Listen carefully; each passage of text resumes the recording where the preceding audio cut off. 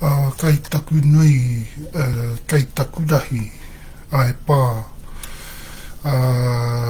Te atua matua kaharawa, te rungarawa, tūā kana o tūā kana. Kia whakamoe mititi a kōkoe. A kōkoe nā e tauana mai nā ki roto tonu ki a tātou mātou mai rāno a puta noa tonu a i ngā mano tau o mua puta noa tonu ki roto ki e nei wā a putāti a ka noho tonu ki a tātou mātou a ke tonu atu hai tāu kupu kōrero ai takoto ai ki a tātou mātou e pā whakawhi rawa whakanuia ai tā i hiuhi āmene ka piti hona ka tātai hono ko rātau te mate ki a rātau ka piti hona ka tātai hono ko tātou mā anō tēnei tātou mā e tātou te kānohi ora hui ake atu anō ai ngā kōrero ahakoa rā he harawa te kaupapa he hano nā ngā huatanga kei whea hoki ko ia e tātu ana nei i taua kōrero rā me ngā kaupapa nunui kei roto. Ka re kore i roto i ngā kōrero he kaupapa nui he take nunui kai te haere. Pēnā tonu anō i nea ngā kōrero nei tēnei rā. E no reira nau mai haere. Tēnā rā tātou piki, kake haramai, kai te mihi ati tēnā rā tātou mauri ora. Kahuri, ai, kia ora mai rā tātou. Yes, very good to be back in the OureeEKomao, the TeTaiRawhiti AukatiTai, ready for another episode of kōrero for the East, because we've only just started from since the last kōrero for the East, where we began to, well, we only just got started into all of the kōrero for the rest of TeTaiRawhiti AukatiTai. That we have rights and interests within, and that we, where we particularly are located in the Motu. So, and this is the next one from within our Western Division rights and interests. Tatauma, what we get to look at from right throughout the Western Division is our most senior. In the Eastern Division is the next line, the junior line of descent, but the next line in the rights and or interests. Into the north, we go into the next line in terms of the junior descents in amongst the lines of Tahumaakaakanuimatua or Tutura. That is the full name of our ancestor Tahumaakaakanuimatua. I thought sometimes we'll start to use that name so everyone gets used to that. We usually cut it short, we abbreviate it down to, and we concise it even more sometimes by just saying Tahu. We say Tahu, which is not very specific at all, and but it does, sort of tie in with exactly who we mainly talk about when we talk about the Tahu within our iwi, which pertains to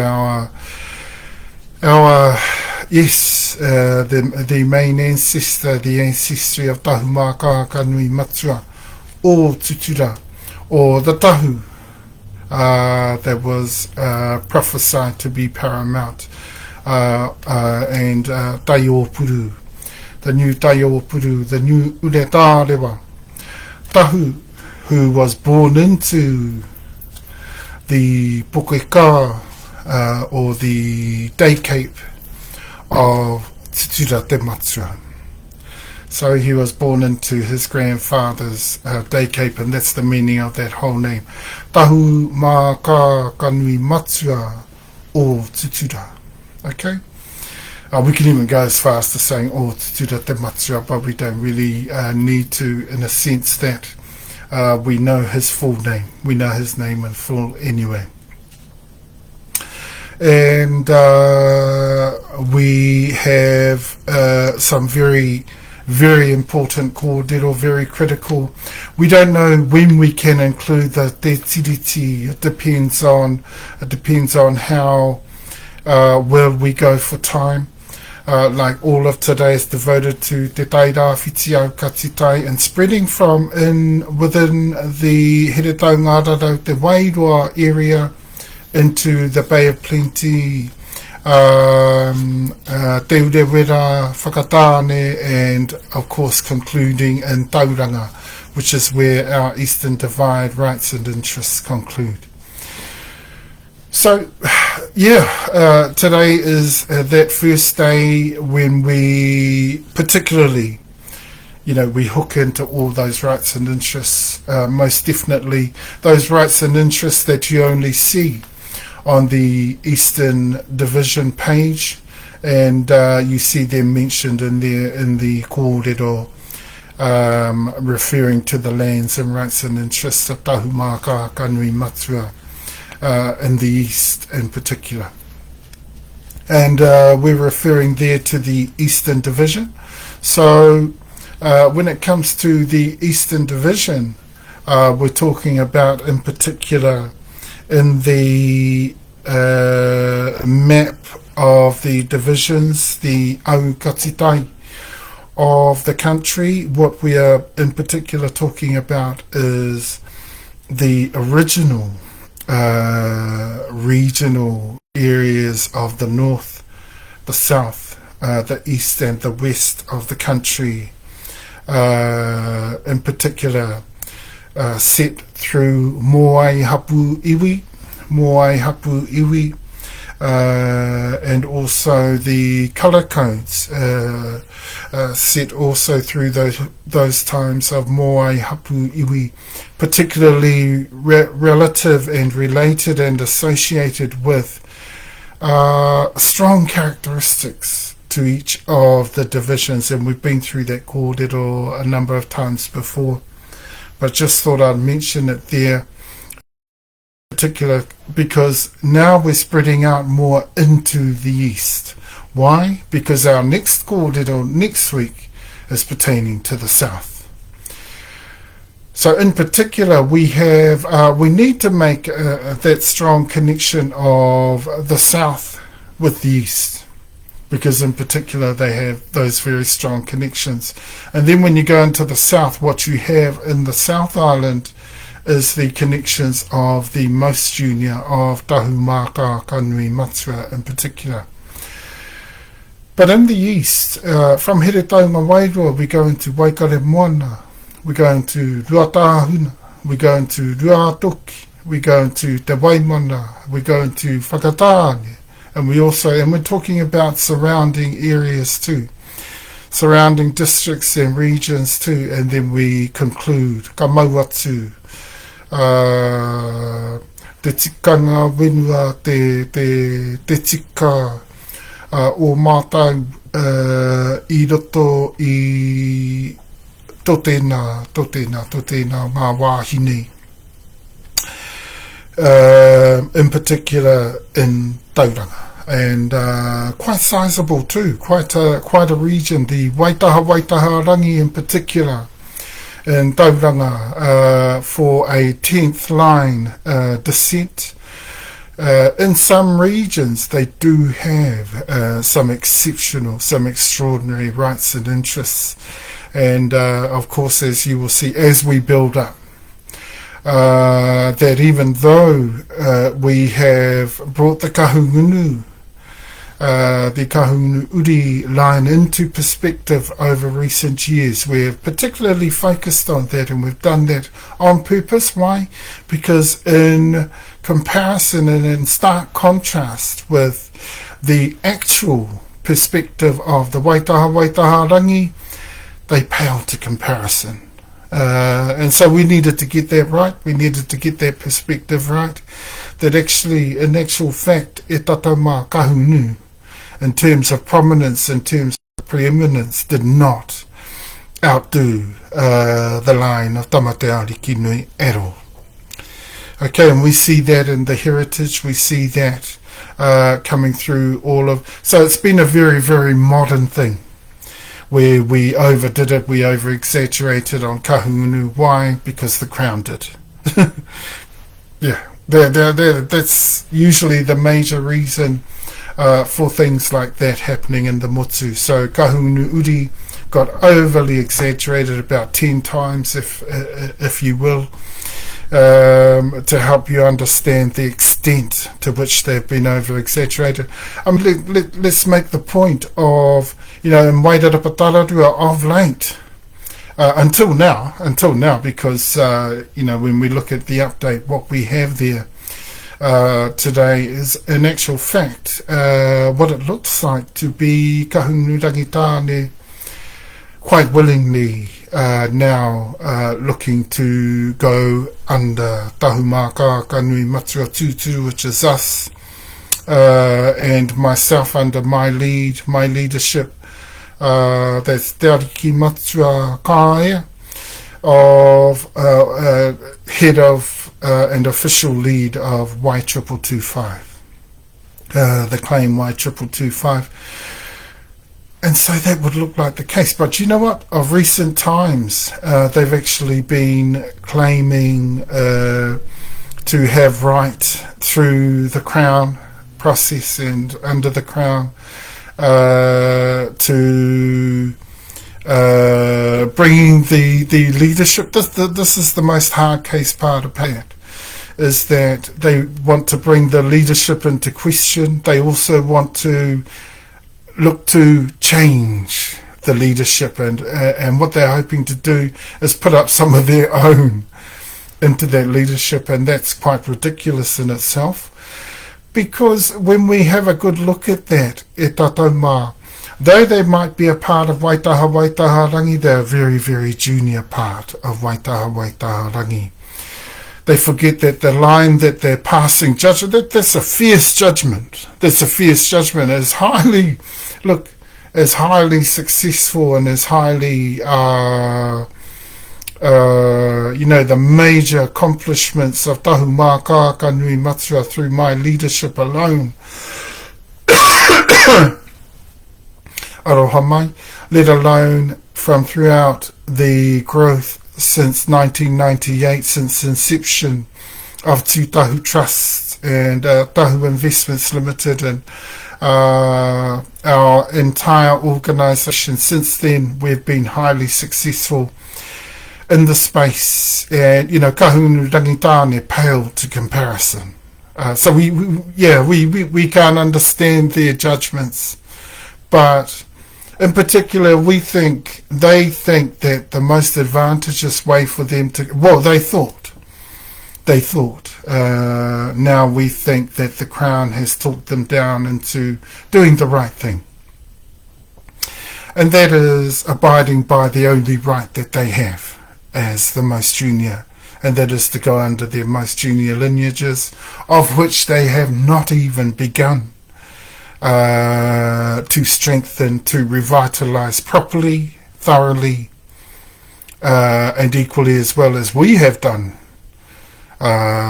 with most of the major lines of Tahumaakaakanuimatua. So how dare they really, how dare they pass such a judgment on Tahumaakaakanuimatua and also make challenge for the leadership, etc., etc., etc.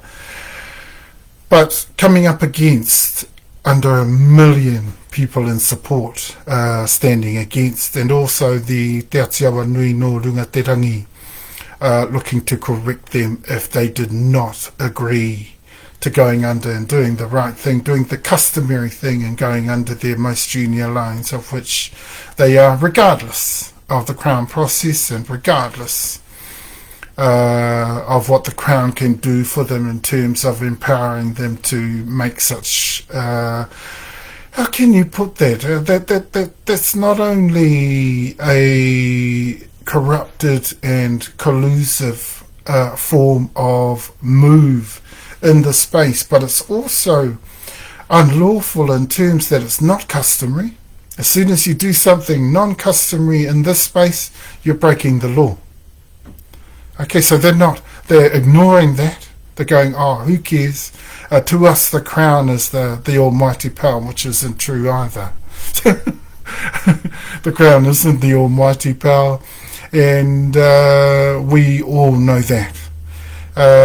They have, in the past, we think, they've in the past exercised right by authority via TeTiriti, but as we know of recent times, in fact from last week, we already know that in actual fact did not exist. The Crown had no right of sovereignty or to operate under sovereignty over this country at all. The Crown enforced that illegally, and the Crown must answer to that. In very recent times, we understand that a number of the Hapu iwi of the country are already looking to see that the Crown is brought to bear on all these issues, and especially us, we're one of the major ones, and we've already been doing that through our claims, through Y225. Regardless of how they might want to stand up against that, we already know that the evidence against that, the Crown stance that they were, as the courts have ruled since the 1970s, they were handed the sovereignty of this country from our ancestors, which is highly untrue. We have immense proof of that, and in fact that proof is still continuing to be laid out, and we'll see a lot more of that in Whakatapu as the weeks pass by, and of course in the north. So we don't know when we're going to be able to utilise the kōrero in TeTaiRawhiti, AukatiTai in the Eastern Division in order to add to TeTiriti kōrero, so we can get through the 10 to 12 episodes of that, sessions of that, of the analysis of the fraud and the great heist that was made by the Crown representatives, and then that was enforced by the Crown, or the New Zealand Crown Corporation, over the land and over our ancestors in the country by force and illegally. Okay, and so when we make a claim like that as most junior, immediately we break the law. They know that. We pointed that out to them many a time, and still they wanted to do that. They wanted these. It's a hard case because, first of all, they ask us, would you like to settle? Yes, we say, we would like to settle. Can you give us a deal that we'll agree with? Straight away they say, yes, settlement for blah, blah, blah. And then they start to say, but we have these additional requests through the settlement, and, as I've been saying, looking to, as even though most junior lines amongst us, that they want to claim to review leadership, etc., etc., etc. What we understand is there's immense jealousy within the ranks of these tribes. Kahunu is uri whānau uri, and rangitāne are in particular Hapu Uretara were first stage since the 1350s, when they when they came to bear in the country. They became a part of the country. I'm just looking for a copy of the map of the divisions here that I've in particular utilized on some of our pages, or within even our Huo, our Lumio office. I could actually locate a copy there. But I'll just in pointing that out, I want to point out to you, and just so that they can get themselves a bit more into perspective, e tatauma, and why we go totally against, why there's so many people against. I mean, we're highly successful. We're well known in the world now. In Western Samoa, in Tahiti, in Hawaii, we're well known. We're one of the most senior Hapu iwi in the country. And very, very highly successful. Our connections in the world, with very highly successful ancestors right across the world, who all held on to their sovereignty, by the way, in one way or another. Okay, and so we will no doubt look to obtain power and authority once again over our own. Landlordship, of course, is another thing that we will be looking at, and is something we've discussed through our claims. Of late, like tomorrow, I've got a huge job of focusing on not just a lot of our policies and procedures, rules and regulations, trust deed and all that sort of thing. We're going through a lot of stuff, preparing a lot of our administrative work in order to be ready for the upcoming work. Some huge operatives and projects are coming up very, very soon, so we're preparing for all of that. And of course, but just to help the Kahurangi get it into perspective, they're almost a couple of 100,000 ancestries down. That's how many. There are a couple of 100,000 ancestries down the bottom. They have to realise you'd have to be Superman or Super Māori man to be able to jump all those hundreds of thousands to get a shot at the top. Yeah, a little bit ridiculous, and the reason why we've been so hard on them, and a lot of our ancestries have been up in arms, and things like that. Have happened along the way. Sad that we have to go to those areas. Sad even that we've had to go to the Whakatapu, which is another kaupapa that we want to bring on later on as we go on through the kōrero into the update. Also, a big part of the update is a look at from 1854 to 1954. We take a brief look at the heritage of and the cultural, spiritual, super tribal way of our ancestors, and how that was particularly impacted over that time. It's the critical time. That is the 100 years that really took its toll over our people. And so we focus on that, and we look particularly at the Eastern Division and how it affected things there, and why the Eastern Division in particular.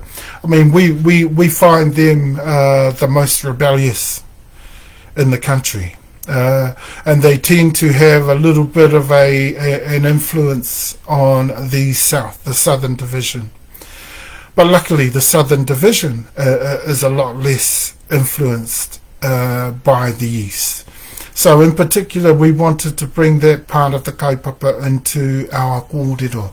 1854 focus up to 1954. basically the time period of our heritage in our country when all the major tribes were knocked out. Okay, remember the Crown, the New Zealand Crown Corporation in particular had the power of the falsified and the fraudulated interpretation of TeTiriti, the wiping out of the original intentions of TeTiriti, and they were now applying that to the country illegally. Okay, not only that, but by 1854, you know what they were saying? They were saying to the Motu, oh, we've got a divine right to do what we're doing. And so they were going to continue doing what they were doing, be it racial or not, from within a racial parliament. You know, and I mentioned that parliament last week, and the Westminster system, which is still racial, e tatauma.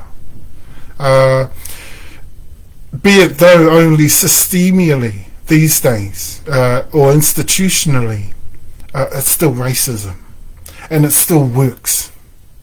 That racism cuts us out majorly. It cuts us out from what rightfully is ours. It rests on the shoulders of its legal system, its legal fraternity, which is wrong, by the way. It's incorrect in its judgment that our ancestries gave over sovereignty to the Crown. That's not true. And that could never be true because it never was a custom of ours. And right through from the 1700s, the late 1700s, 1780, 1790, 1815, we refused that. Even in 1840 it was being refused. And a lot of the kōrero going around the event of TeTiriti coming into into the level of entreatment that was beginning to take place in the country over that time, over 1835 and into 1840 in particular.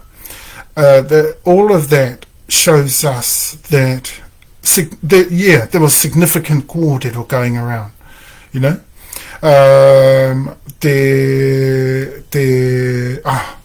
E rā o ngā kōrero katoa e haere ana e kōrero tiana i ngā hapori, kai te hia te karaina, te kuini, ki te tuku, ki te tono, kia Tahumaakaakanuimatua, ki ngā tūpuna kia rātauna, i roto i e rāwa. Tētahi o te mea e kōrero tiana ka re uti e kore tātauma. Ko tērā o ngā kōrero e pātu ana nei i te kāwanatanga, tētahi. O māua, o te tangata, kai te noho atu i te motu, kai te hia kia noho na nātahi ki te motu. Okay? So the two peoples, some of the gossip, some of the hamumu that was going around, some of the gossip, some of the talk that was going around at that time was that the Queen wanted to entreat. And she had a specific tono, and what it sounded like was that perhaps there was going to be agreement to 50-50 parliament, 50-50 share in governance in the country. And we know for a fact our tūpuna were expecting that, and that they were actually the original intentions of TeTiriti, and that has come out through much of the research and analysis of TeTiriti through the eyes of those whose reo TeTiriti is in. Now that's a very important, very significant, and in fact probably the most critical part of this whole argument is when you look at TeTiriti from through the eyes of the native speakers of that reo, karere ke tonu. Ka rereke tonu, te puta mai ka rereke tonu, te kōrero tia, o te kupu, ia kupu, i roto i tō te tiriti te o mani. Nei e kōrero nei, the Magna Carta, o te tiriti, whichever way you want to put it, the o mani is that which we are talking about, and so we get into that. We don't know when Te Tiriti will be able to come into the Eastern Division kōrero. It just depends when we get through the kōrero for the East. Okay, and just in case you're wondering, I know I haven't particularly focused a lot on the update, and that's because the update is quite simple. Things are looking really good. The Whakatapu comes into the kōrero, and we understand the influence of the Whakatapu, and we are enjoying the influence now of the Whakatapu within Taunahanaha, which in particular, there's a peace right over the region, and that's the part that we like, that everyone understands that the demands of such a Whakatapu, the demands of the Atua is that people comply. Once they comply, there's peace in the valley straight away. Okay, and that's the good thing. That's the good thing about Whakatapu, and a lot of people haven't understood Whakatapu for a long time. Because for a long time, it's been a hard case. People, you mention Whakatapu and people run the other way straight away. That's a hard case because, you mention their cult and everyone goes running to it. It should be the other way around.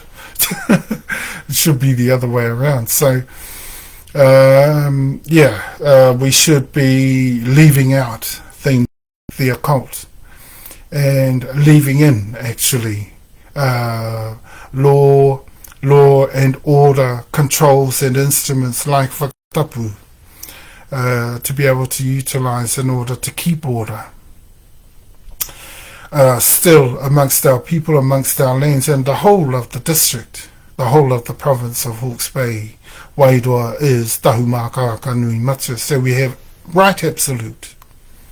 Unlike the Crown, who has none, they have no right absolute over Hawke's Bay Wairua. We do. We have right absolute of governance, of power, of authority right across the whole of Taunga Wairua. And so we exercise that right in exercising and applying the law. Much needed in those areas, including Waitarapa. Yeah, so the update's quite simple. Things are coming through for Waitarapa, so it looks like things will work out in sequence and probably in quite quick succession, in quite a quick procession, the Hawke's Bay Wairua, because we will look to settlement immediately in Hawke's Bay Wairua. To get the region out of the way and all of the worries and to us it's been such a mess. Too much messing about from the junior ships, too much tangents, all sorts of things like that happening from the junior ships, too much of the recolonization of the tūhoe in the area as well. And the remarkable arrogance that has been portrayed right through both regions, where a number of our children and people have been abused and harassed over the times since 2009, where these juniors, though junior, they would not listen. But then that in particular is characteristic of the kahungunu anyway. They've never listened. They've never had any ears. They've always thought arrogantly that they knew exactly who they were, and just to find that they didn't, and also just to find that if they have a good look at their junior ships, that they're a couple of 100,000 ancestries down. They'll have to have a good look at that, because that might help them to fully banish out of their settlement ideas any such thing as a challenge for leadership, as a change of leadership, because that would never, if we put that through the top runanga board, a suggestion that we might look at leadership, it'd get thrown out straight away. Okay, not only that, but it's already being thrown out by the islands. We have under 1 million people in support of our Hapu iwi operations in the country, going so highly successfully, and running at a very, very powerful and quick. I dare not say hastily, because I think the reason we've been so quick to rise to power is because, in actual fact, Tahumaakaakanuimatua o Tutura was that in the country, just like Te Awa. They were that as well, until they got knocked out over the musket war period and times leading up to that. Okay, and so we have still powerful influence and growth, mainly taking there wasn't just a great military background. There was, in particular, what I get people to focus on is the intermarriage, the strategic intermarriage, the overlays over tribes, and in particular the ability to move with authority over those tribes. Okay, and so overlays happened over 3 generations, over major lines. You know, if you've got a primary line, or in other words a paramount line, intermarried right through in 3 generations, you're pretty much gone in terms of the authority of those lines. And once you've got all of your overwhelming majority of uri or descent groups or descents of through individual descent lines, once those uri all come through, and they all come through Tahumaakaakanuimatua, I mean, it goes without saying. We don't even have to say that. But the overlay in particular makes it pretty certain on the ground. If you were on the ground and you were alive through those times, you would take particular note at all of the uri that all of a sudden within that particular tribe that had been brought through the Tahumaakaakanuimatua o Tutura. We're quite lucky in terms that we have all the taonga tuku iho. We can actually tell where that happened, when and how. Okay, that's the luxury that we have. We just are able to do those sorts of things. So that's what's coming up in our kōrero today. Focus on 1854 to 1954. Why? Because everyone got knocked out then. Okay, we look at the effect of that on the East. Okay, we also look at the 9 Hapu Uretārewa whānauri that are now in Heretaunga Rara Te Wairua, with the inclusion of Waitaha Ariki, who are now everywhere in the country where there is Waitaha Nui, because we don't know whether people understand this, and especially we need the people of the Eastern Division to understand this. But Waitaha Ariki in particular are they're the most senior line amongst all their lines of descent. And in actual fact, Waitaha Nui, you will find, are actually Waitaha Ariki as well. Okay, intermarried right through. All the lines of Māmoe come through those tribes as well. So you have to be very, very careful if you are still, and they're subject of overlay as well. I mean, all we need to do is go through painstakingly every line that we know about. where Tahumaakaakanuimatua uri came through those lines and over generations and generations. So, argue, as much as you want to, but the evidence speaks for itself, the substance speaks for itself. You can't argue against that. We understand we had some argument from Rarotonga. We had some argument from the Cook Islands a number of weeks ago, who started to come into the Eastern Division thinking that they had claim there, a result of the influences of Tūhoe of Waikaremoana, which was a wrongful influence and also an unlawful influence. Now, how embarrassing for the Cook Islands that they would come over here under those sorts of, that's to come over here under unlawful means, unlawful and unethical conclusions. If they had have made sure of those so that they were legal and that they were rightful, which they could never ever have been, if they had have made sure that before they come over, then they wouldn't have looked so bad.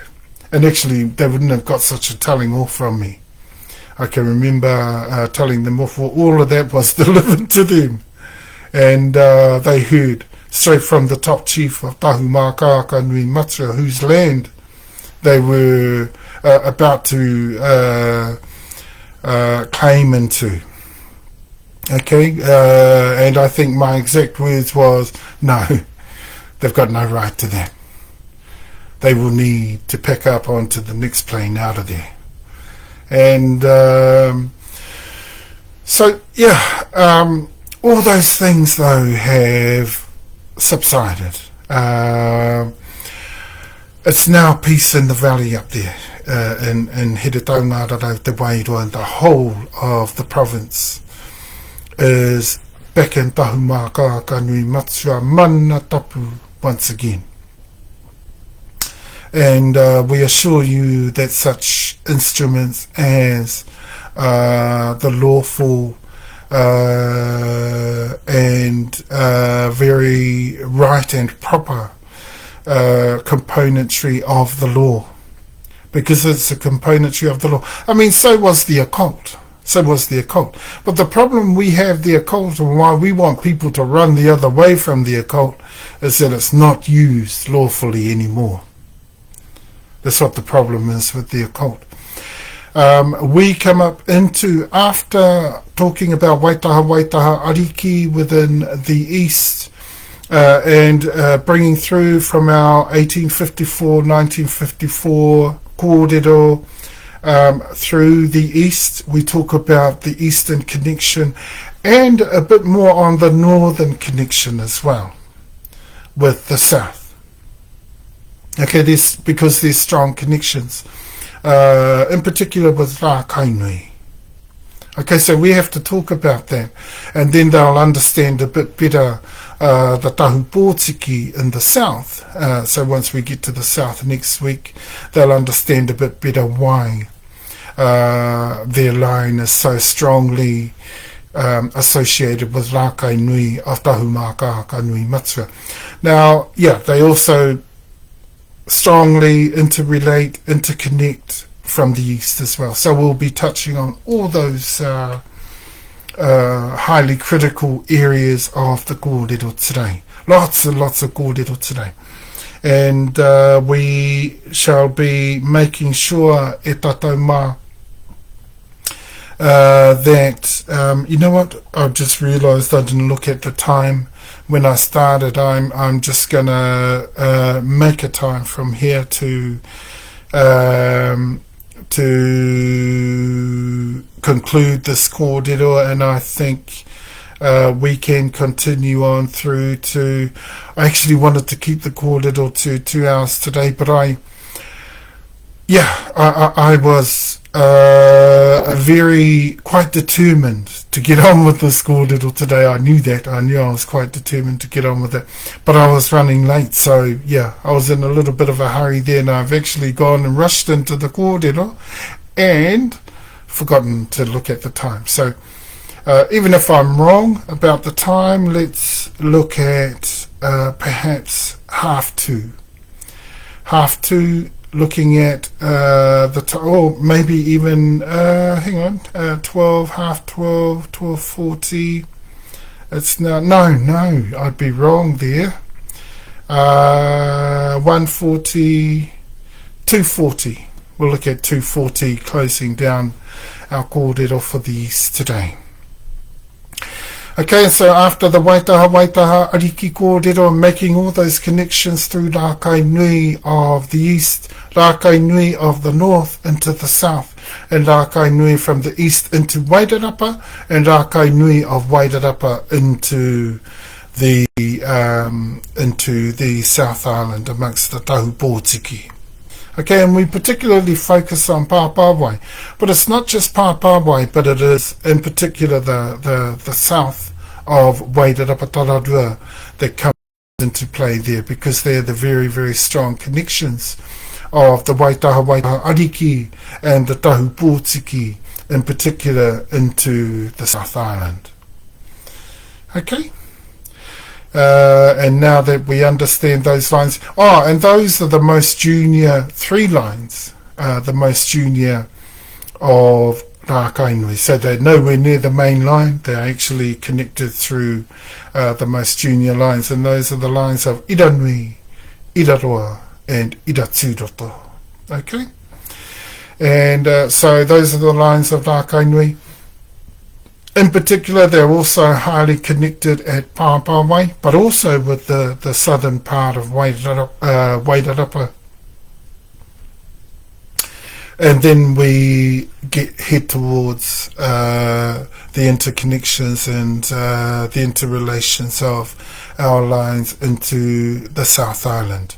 The awa, we touch on the awa, we touch on the tūhoe, and we touch on the irakai pūtahi in particular, because that is the connection we need to take into consideration with Tahumaakaakanuimatua. So the awa connection, the irakai pūtahi connection is in particular, even though connected with us, junior in the connection and very junior in the connection, and also they only run into Tahumaakaakanuimatua te tama.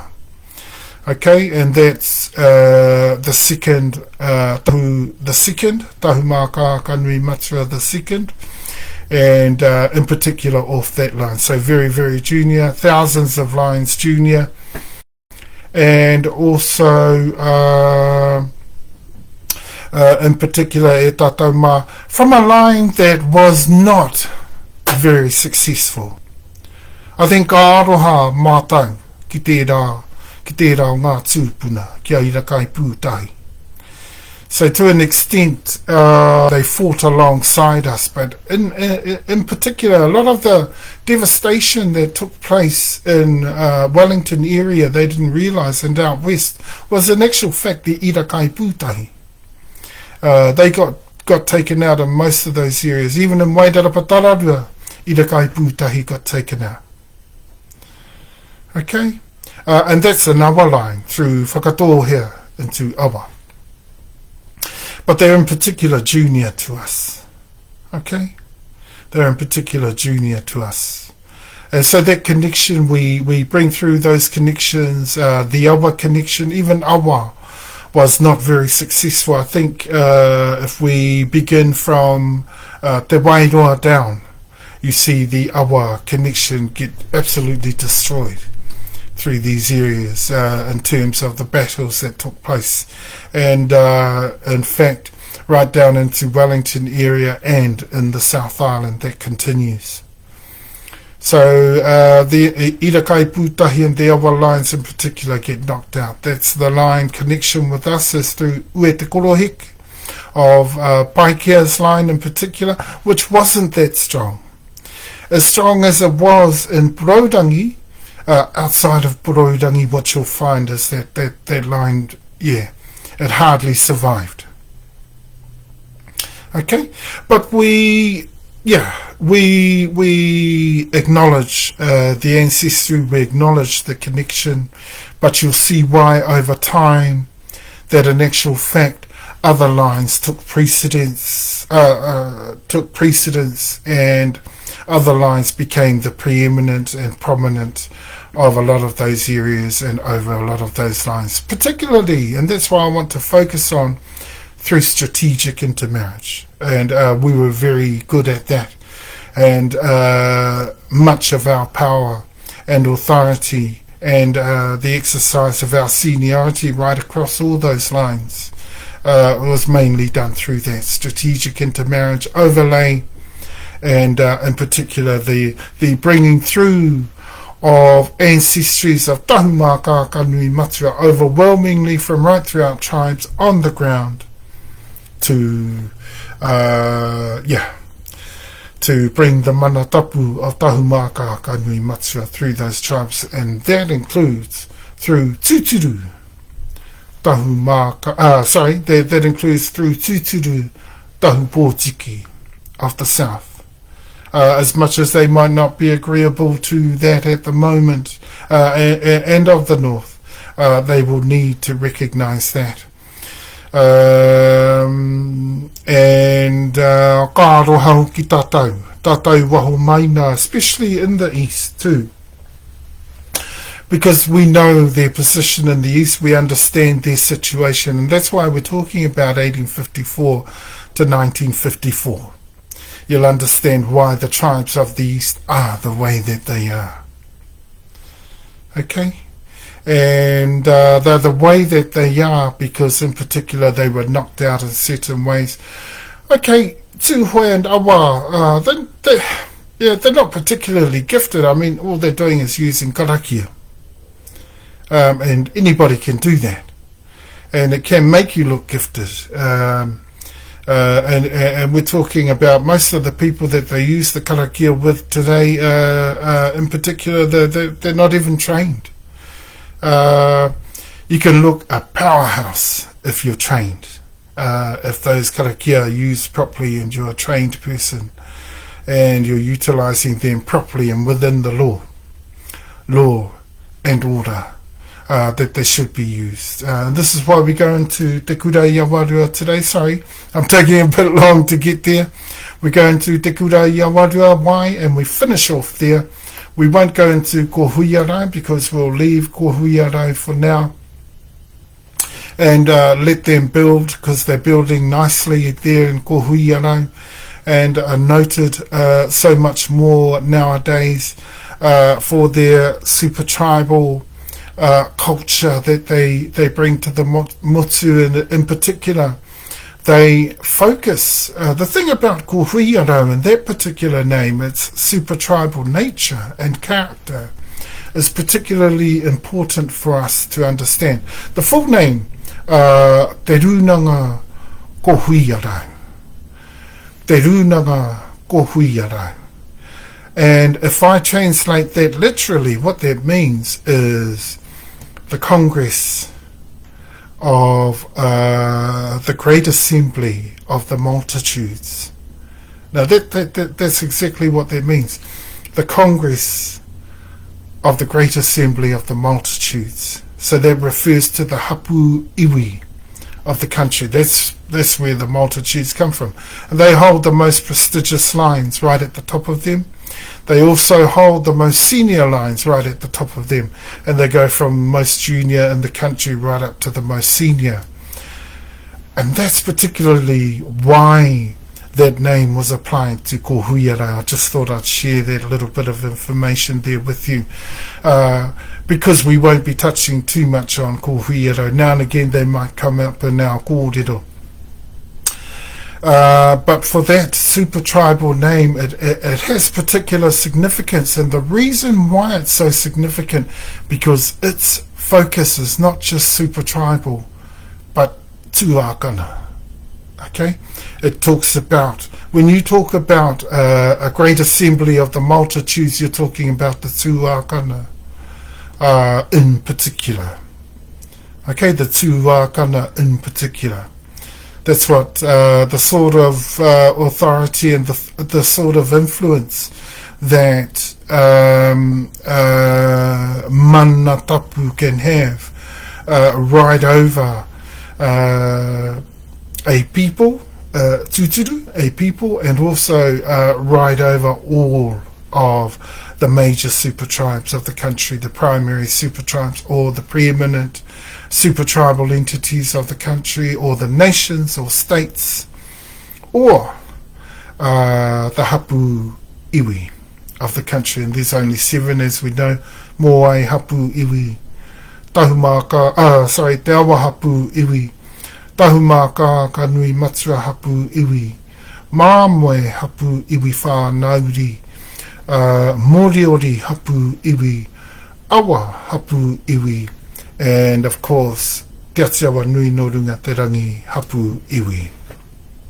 Okay, so massive name, that name, and massively super tribal. But not only that, but it encompasses the whole of what it means to be a preeminent super tribal entity conglomerate and amongst the whole of that Congress and the Great Assembly. Okay, that's the literal meaning of that name. The Congress of the Great Assembly of the Multitudes. And you can't get multitudes any other way in our culture except through the Whakatapu of seniorships. Okay? So that's a very powerful name, a powerful super tribal name for us to consider and to think about sometimes in the whole scheme of things. Now, I'm still trying to get my map. I might need to go on to one of the other pages to get it, because I'm just going to take off my suit jacket here and continue with my coordinate. So that's what we're going to end with today. But in particular, our focus on our focus on the TeKura-i-Awarua is because in Te Whanganui-a-Orotu, not just in Te Whanganui-a-Orotu, where TeKura-i-Awarua is in Napier area, our wharewananga, the what do you call that, prototype, the carbon copy of TeKura-i-Awarua, the renowned TeKura-i-Awarua of Pacifica of old, the most renowned of its time. TeKura-i-Awarua, our ancestry, Tahumaakaakanuimatua, is direct in the line of Ariki of TeKura-i-Awarua. Okay, so our teachings, our knowledge is to the T. The accurate knowledge as we would know it straight from TeTaiRawhiti, the holy. In fact, you could argue it was the Israel of Pacific, of the Pacifica, the holy land of Pacifica. You could argue that, and the Motitere Tapu, they call it. But then it comes in amongst a number of different ones that fall into that category, like they call Tongatapu, Samoa, all those islands. But we only ever hear about TeTaiRawhiti. Why? Because of its steeped history and the old areas of knowledge and sharing, especially through TeKura-i-Awarua. And even Te Runanga ko Huiara, our parliament that we're resurrecting and that's already working within the country, but that some of our people are doing some specific work with. So we're leading them to that, letting them build up to that, and build up to the time when the seniorships shall take over and start to run ko Huiara. The whole of the Huiaro systems will be ready to run then. We will also update it at the same time, along with a lot of the experts today within the political systems, the political arena, working within politics. But we will do that. And we are particularly focused with ko Huiaro in our own parliamentary area and premises in particular. That's what we want to do, because we have the ability to build everything based on, not with. I mean, I made the comment last week as we spoke about the TeTiriti and we talked about the Westminster system being underdone and being still racial, and it is. And that's part of the racial side of it. I mean, it's so purposely underdone because part of the racial systemial racism within the Westminster system, within the Parliament, says that, oh no, our super tribal people have to be exactly how we view you. This is how you have to be. You have to be Māori, and you have to be in a certain way that suits how we want to see you. See? And now that's systemic racism. That is racism, and that happens every day, every moment of the day in that Parliament. And we are cutting all that out. And it's particularly tūturu within ko huiara, and it will remain that way. And everyone will be operative within ko huiara, te runanga ko huiara, in a way that is absolutely super tribal, absolutely tūturu, and will be how you will view us to be, because that's exactly who we are. Okay? Who are we as a people? Well, Moai are one of the people. Okay? They're one of the super tribal people, one of the preeminent super tribal entities. Another one, Tewa. Tewa is another one. Another of our people, tūturu people. And that's just how we are. We're super tribal. Or in other words, lots and lots of tribes come together to make a super tribe or super tribes. Okay?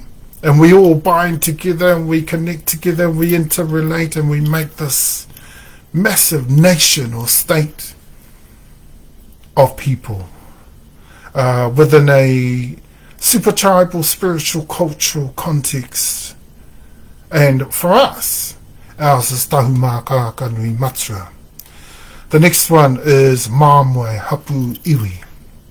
Okay, the next is Moriori Hapu Iwi, and the next Awa Hapu Iwi, the next Te Atiawa Nui no Ringa Te Rangi. Okay, yeah, quite warm. Oh, so yeah, I took off my jacket. Hopefully, that's not sometimes that can be something that's highly important for people who are about to do a very put forward a very important kaupapa kōrero. They would take off their jacket like so. And but I mainly was focused on that. I think overwhelmingly because it's quite warm here where I am. So, but e tatou mā, let me get that map so I can refer to it for you. And the major kaupapa for Te Whanganui Awaratu, TeKura-i-Awarua and Tauranga, TeKura-i-Awarua. Tauranga will have a TeKura-i-Awarua as well. And their particular TeKura-i-Awarua will be run by Waitaha Rangi. A very prestigious, we decided on that because much of our heritage within the prestigious within Tauranga, apart from Māmoe. I mean, we've got Māmoe well tracked in the country. They're running the Te Whanganui Awaratu one, the Napier one. So we've given the Tauranga one to Waitaha Rangi, and we think everyone will be quite agreeable to that. Because Waitaha Rangi, I mean, there's no problems there with Tahu Pōtiki. I mean, because where Tahu Pōtiki is concerned, within Waitaha Rangi land, they're interchangeable in between Tuakana and Tina domains. Okay? They're interchangeable. Why? Because of Tamatea's great-great-great-great-great-grandfather, who married the older sister of Purourangi. Okay? So through the Waitaha Rangi line, you have a senior line there. So that makes Tahu Pōtiki Junior in Waitaha land. Okay? Okay, so that in the main is the main reason why. And Mamwe is not concerned. Mamwe's got their one in Napier. And Tahu Pōtiki shouldn't be concerned either, because they may have one in the south. We haven't decided on the South Island ones yet. One in Murihiku and one in Kaikoura. We'll see how they go. We have touched on the Murihiku one in particular, perhaps being run by Tahu Pōtiki, but we haven't yet decided fully on that one yet. Okay, now just going into a page where we might be able to get our hands on a copy of the map in particular. Hang on, let me see if I've got a copy on my phone. I'll just have a nosy. Yeah, so e tatauma, lots of kōrero there, so let's hook into it. In the update, as you well know, in quite quick succession in terms of the settlements, we could have almost immediately the settlement of Heretaunga Wairua, pretty much straight after our settlements concluded in Wairarapa. Okay, I do understand that we're just waiting on oh no, I haven't got a copy of that map on my phone, so that's okay. I'll go into this page to see if I can access the copy of the map on there.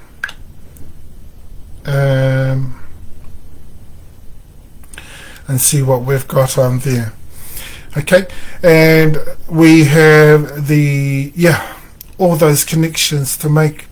Taumaha piro ia ua TeKura-i-Awarua. Kāputa, ko Tahumaakaakanuimatua te tama. Okay, that's the line there, where Irakai comes into our lineage. That's thousands of lines down from Tahumaakaakanuimatua or Tutura. And so we get to that line there, where TeKura-i-Awarua marries in. And we of course have the junior line in there.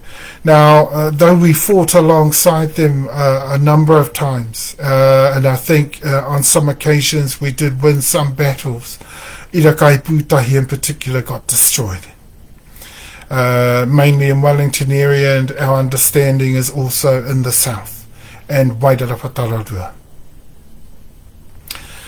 Okay, so they, and they're a line out of Paikea. Paikea's top line also got taken out. And that was in a battle just as they were coming into Rarotonga, one of their journeys back into Rarotonga.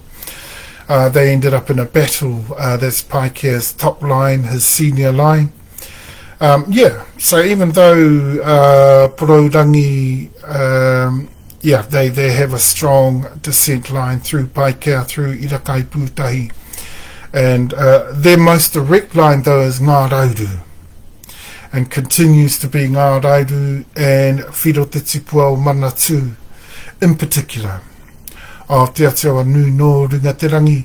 Of course, the Irakai line is senior, but I think what you will find is that the Ngārauru line was in particular far more prominent amongst areas, except for within Purorangi. And Purorangi is probably always upheld as Paikea and Irakai Pūtahi. But within the lineages of Tahumaakaakanuimatua, Korekau.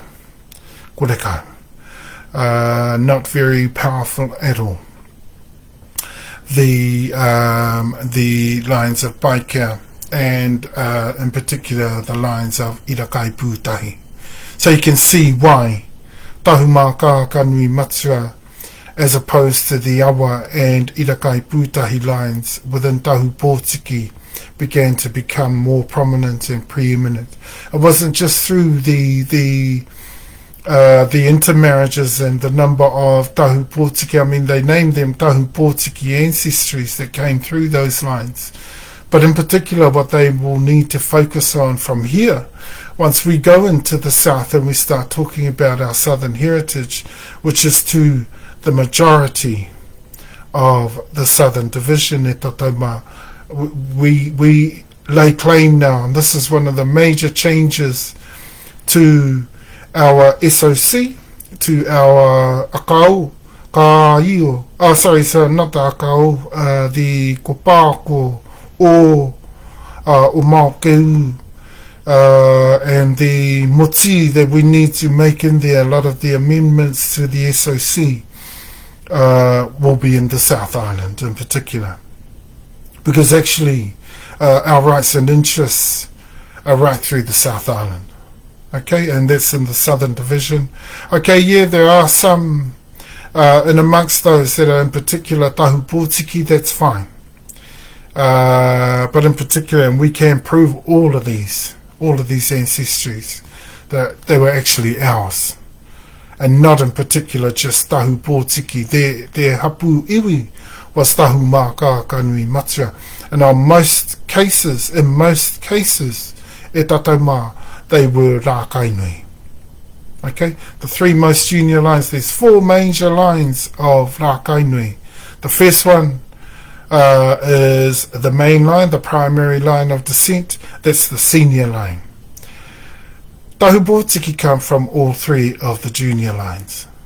Okay, so they're off of the main line, and in fact are mostly from the most junior, that's Iraturota. Okay, that's the lines of Kikirengu and all those ancestries down in the South Island there.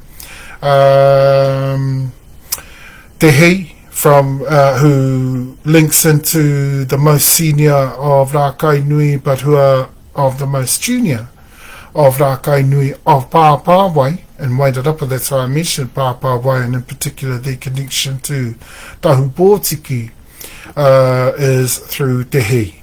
Okay, and Tehi was the last of the ariki of that line in particular, and he was from the Wairarapa area, and in particular those that came from that line are the Moteo. Okay, they're ancestries of Tehi, and that's their most senior line, the Tehi of Iraturota, of the most junior lines of Rākainui, of Tahumaakaakanuimatua. Okay, so although Rākainui are the second line of most senior descent, when you're off the main line, you actually, you descend through the most Taina lines. So it doesn't matter whether you're of the second line of descent. It does in terms that your connections to the main line are perhaps a lot closer than most, except that your most direct line falls juniorly, and it will always fall juniorly. And that's the thing about that particular line, is that and those three lines in particular, is that they tie in with all of those major ancestries that they tie in with, and Kahunu Uri is one of them, Tahu Pōtiki is another,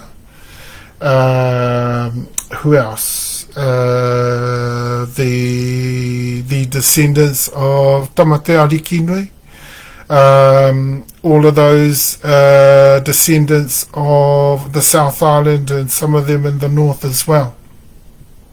They particularly connect with Tahu Pōtiki, Waitaha Nui, Waitaha Ariki, and Māmoe. Okay, so just a little bit more on those, and in particular a little bit more on those, so that you understand why we talk about the South Island in the way that we do. I mean, Tahu Pōtiki are thousands of lines down in terms of juniorships, and they in particular are one of those that in particular they were uri, whānau uri, just like the kahungunu uri, whānau uri.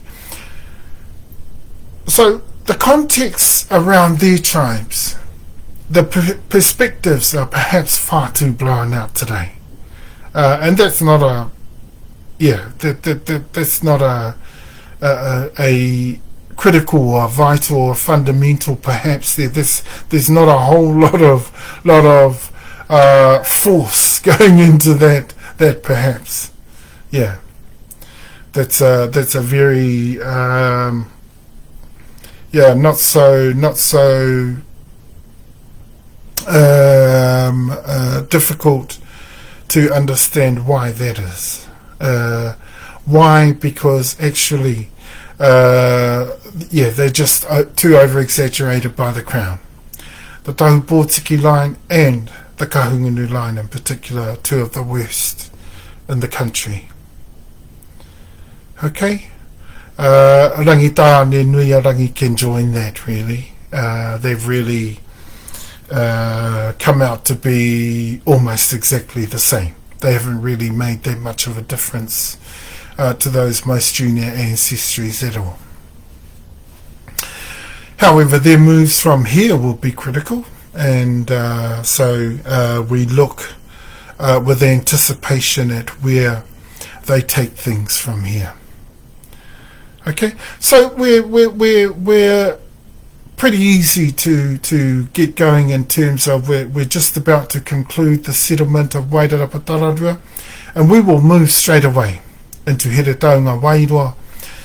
Once all the settlements are done and sorted, and we have everything officially under Tahumaakaakanuimatua, run under our governance, run under the Hapu iwi, under the claim of Y225 and under my lead.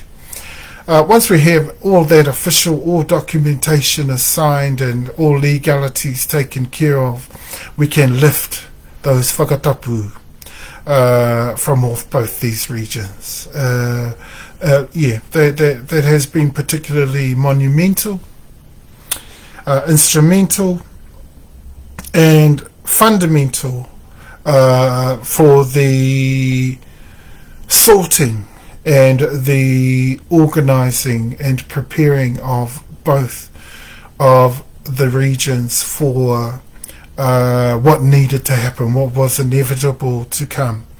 And that was that Tahumaakaakanuimatua was going to, the whole of Wairarapa is Tahumaakaakanuimatua.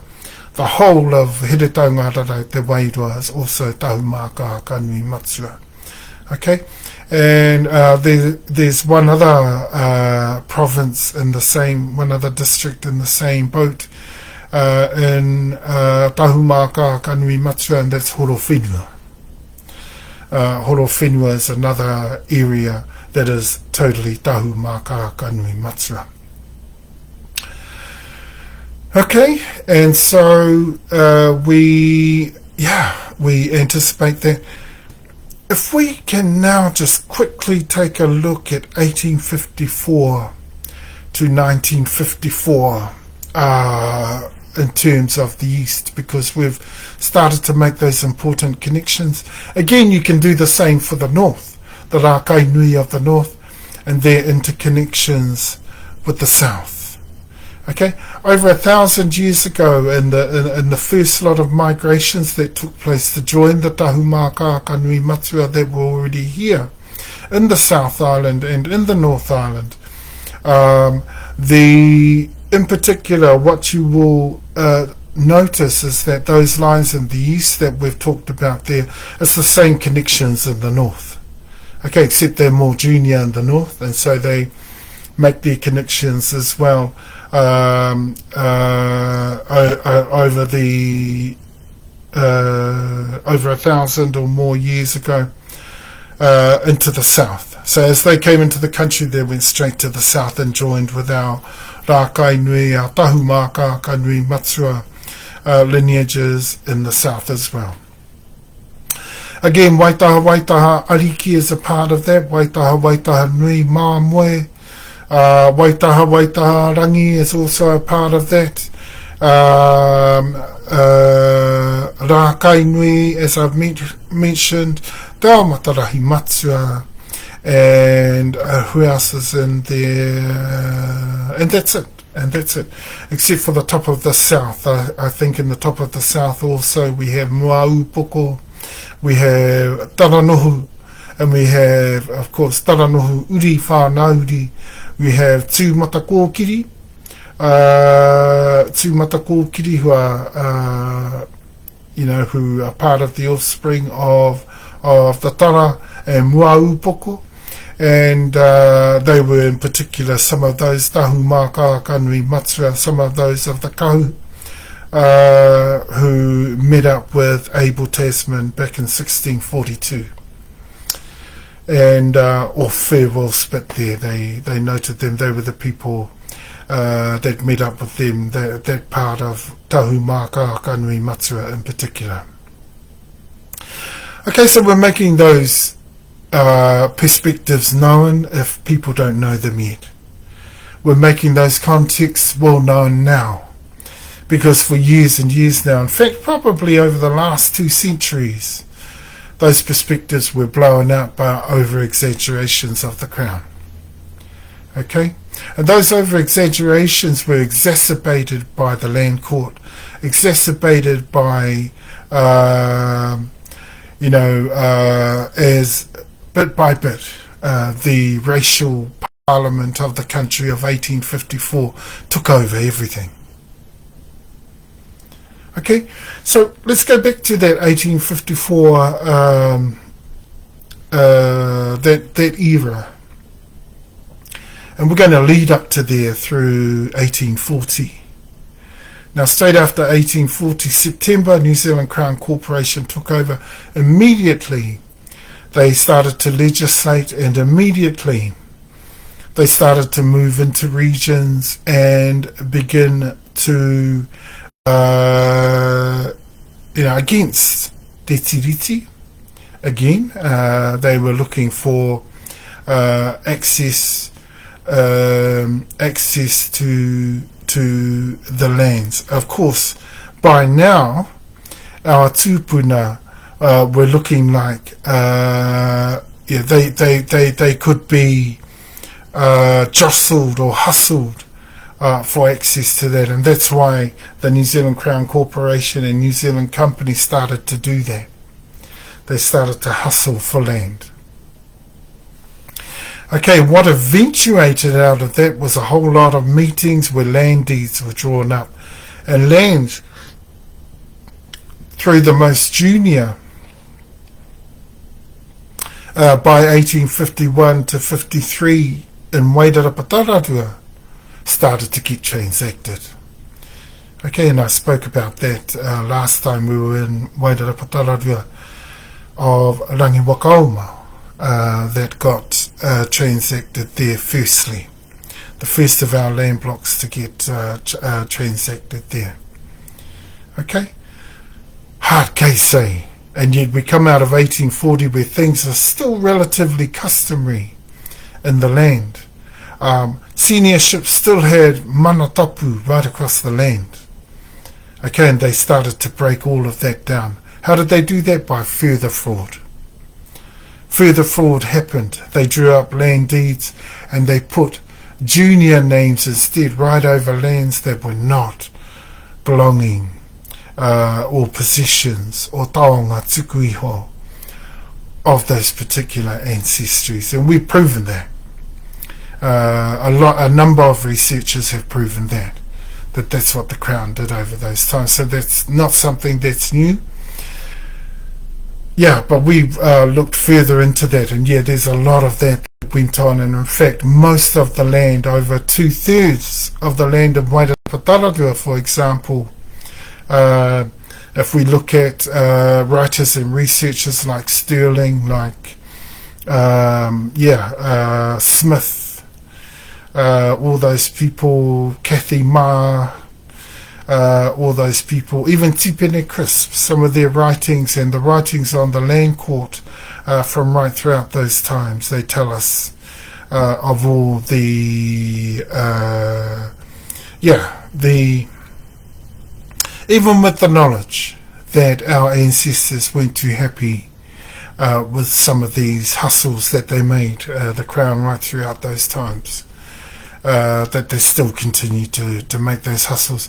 Managed to cut out all the senior ships through 1843 into 1853 in Wairarapa, including in 1850 with the Secretary of the Crown of that time, entering it into AJHRs. Into the AJHRs, if you know what they are, they're the House of Representatives records, parliamentary records, and that secretary entered that particular entry, that Tahumaakaakanuimatua, in particular, the tahu of Wairarapa was actually kahungunu, and that wasn't true. That wasn't true. But he had to be taking into account the fraudulent land deeds where everything was written up. And in fact, anyone who was tahu, or any of the tribes that were tahu throughout those times, up to 1854, were included as kahungunu. So we get to understand all of that. We get to understand all of that.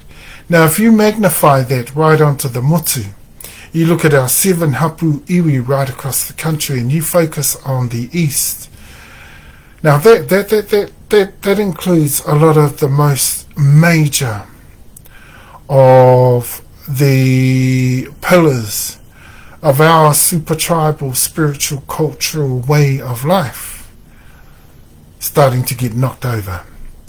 Okay, already in the north had started from 1818, 1819, 1820, amongst the Ngāpuhi and amongst the awa of the north, decline of the strength of Te Reo in the north. We get that exacerbated by 1868. Okay, in the east, that starts to happen in most areas around the Urewera, not actually within the Urewera, but around the Urewera. But that starts to make inroads through the 1960s and 1970s. And we get some influence in there from the outer regions of the lesser quality deal that was coming in and increasingly impacting on the Urewera regions by the 1970s.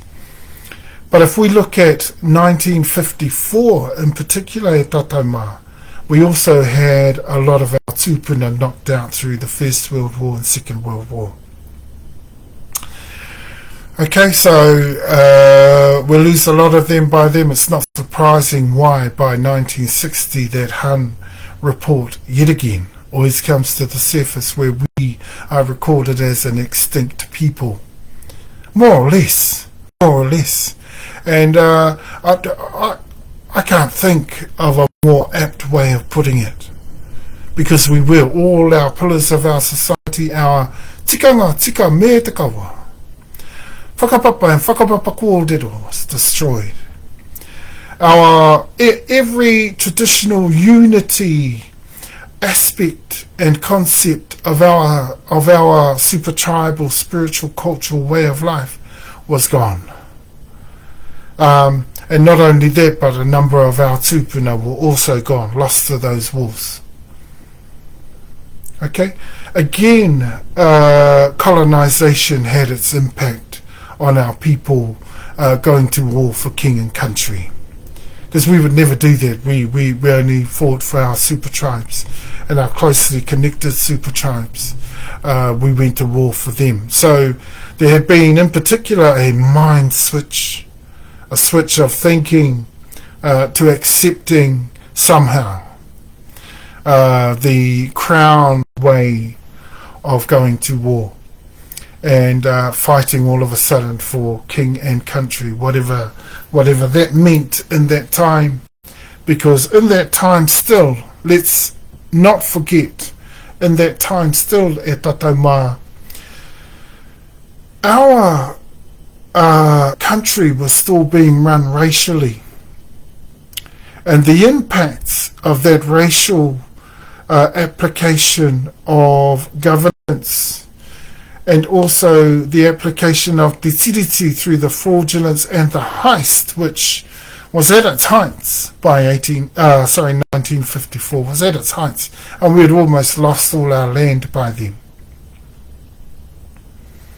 Okay, so our whole cultural being, everything was stripped and gone. Funny how they made it look to the world like we deserved that, and that's not true. We actually stood up for what we understood to be the original intentions of TeTiriti, which the Crown, through the New Zealand Crown Corporation, wanted knocked out of all contention. Okay, and they also wanted people to realise they had a divine right to do all of that to us. Cunning heist, eh? One of the most the magnitude of a heist. I mean, we're talking a heist of that magnitude is just extraordinary. Multi-trillions and trillions and trillions of dollars worth of heist.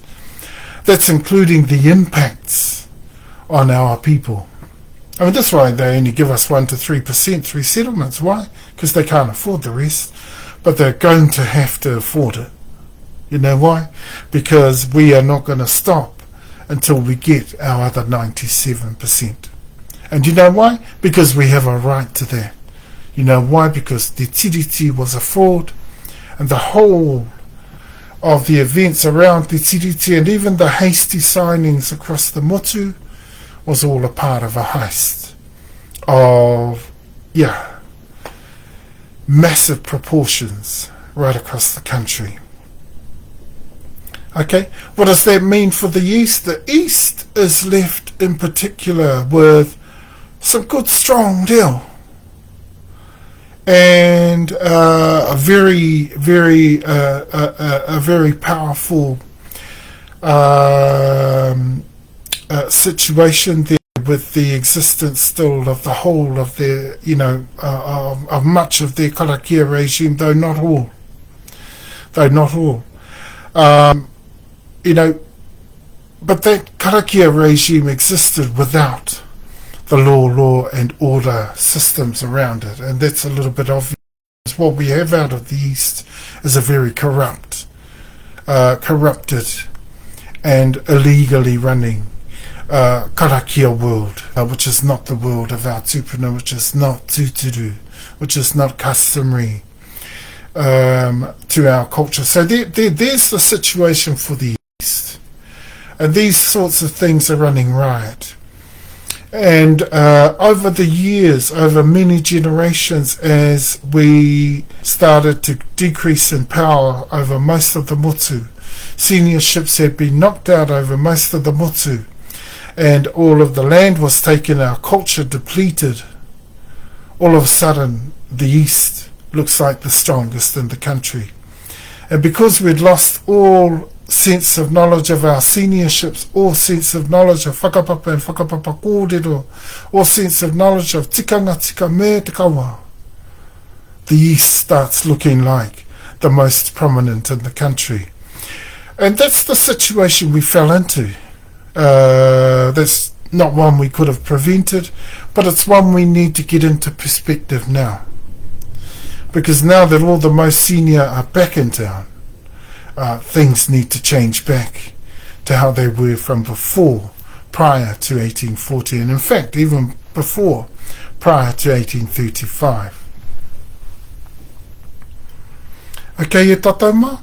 And so, the awa, the tūhoe in particular, we need to make mention of them in the whole of the mix, in the whole of what we're talking around here, because they figure very, very prominently in there. There we have a copy of, let me try to get it to show up. I don't know if you can get it. Oh yeah, I can see it on cam there. A copy of our map. In particular, what we're talking about here is this eastern part here, the grey part.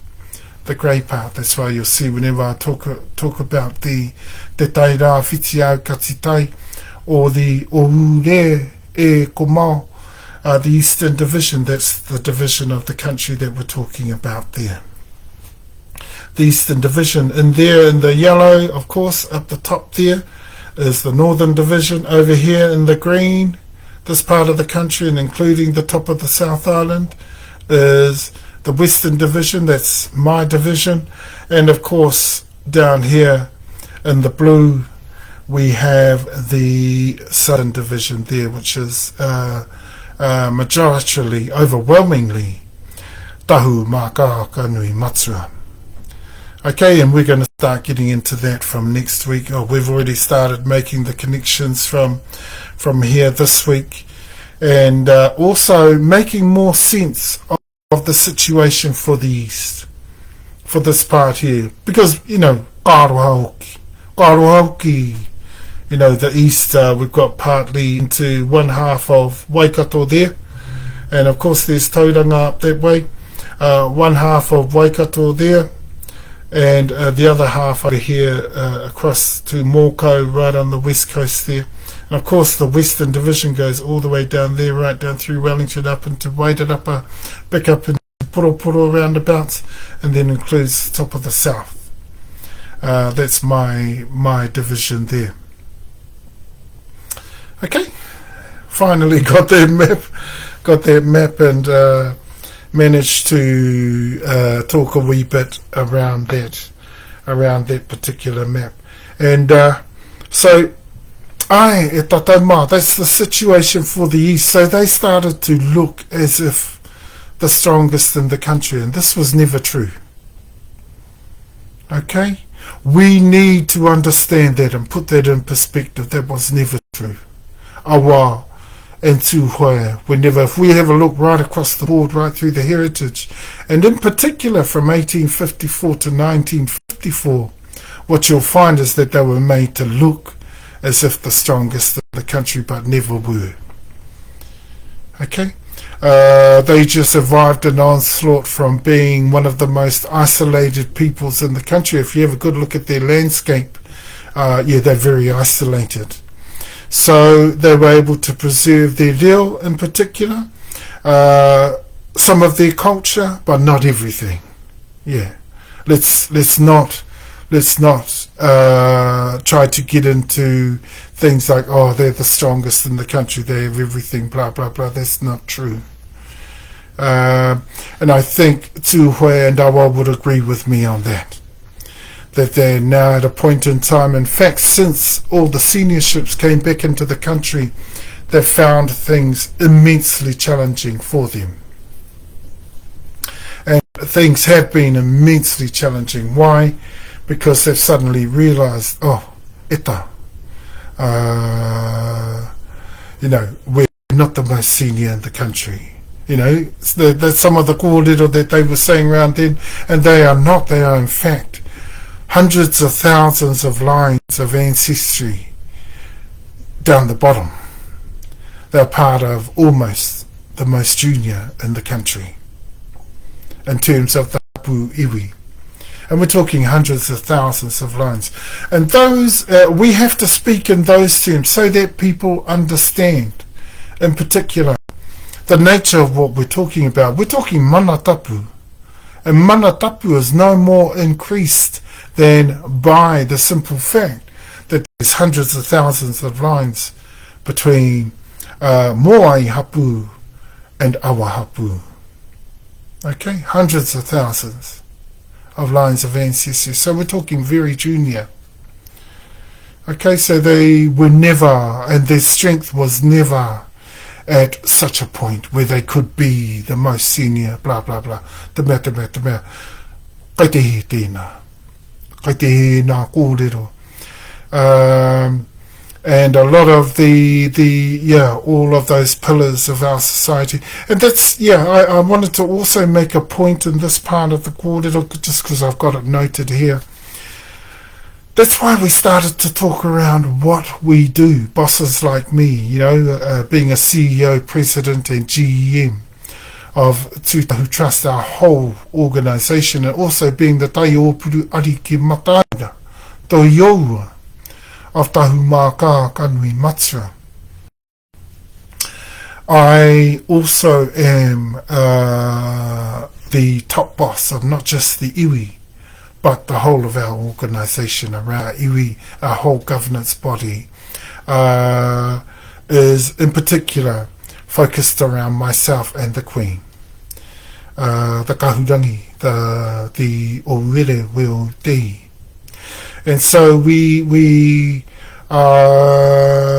make that known, we make that clear of exactly how it is. We will lay down the law, we will make people understand clearly exactly how things are. We've had to put it in the same way just so that they understand, and we think they understand clearly now. And not only that, but kahungunu rangitane know that they're a couple of 100,000 lines down, but also under 1 million people are supporting us and our lead and continuing on to whatever time that takes till I've completed and concluded my lead, and it goes on to my heir, which has always been and always will be my eldest son, and and so on from there. Okay, so we make no bones. Pari te tika tēnā kōrero. People saying, but the most senior awa, isn't it? Tūhua, kai te he tēnā. A lot of those people saying that are lost within that time. That's the time when we all got done over. And believe you me, Tūhua and awa got done over too. But they were left with a wee bit more, perhaps, than everybody else. Except that we weren't too far behind. In fact, only by about 30 years, 20 to 30 years behind. We went too far. And so we were always going to come back into power. The Tahumaakaakanuimatua, the Moai, the Te Awa, and of course the Māmoe were always going to reunite with us. In particular, we started off there in the south, reuniting, and then into the east and the north, apart from within Wairarapa.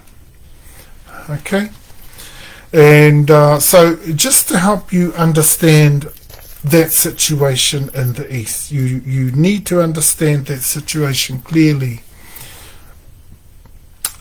before we move on from there. I'll just leave it at that for the east, for that heritage, because we've talked a lot about that. And look in particular from here at the impact that has on our connections. Okay? Ira kai pūtahi awa whakatō here into the South Island, including as when you take that into the Wairarapa and from Wairarapa into the south. And we're in particular referring to the Tahu Pōtiki, their influx into the south that started from the east, the TeTaiRawhiti, Horota, Takitimu, those particular interrelations. Let's not forget Takitimu. We're talking Tahumaakaakanuimatua as well. Okay, 1350, we go into the TeTaiRawhiti Tūranga Nui Ākiwa, from there into Hawke's Bay. Okay, from there into Wairarapa, and from there into the South Island. And that's where Tahu Pōtiki begins to make its inroads into the South Island. But let's not forget, it was already Tahumaakaakanuimatua in the South Island, and all of a number of the originals, like in particular they still build the Moai, and I'm not too sure whether Moriori are there as well within the Dunedin district. Dunedin province, in Ōtepoti in particular. They note a lot of their lands. What we are going to do is continue, because we continue to research in all our areas. At the moment, there's a definite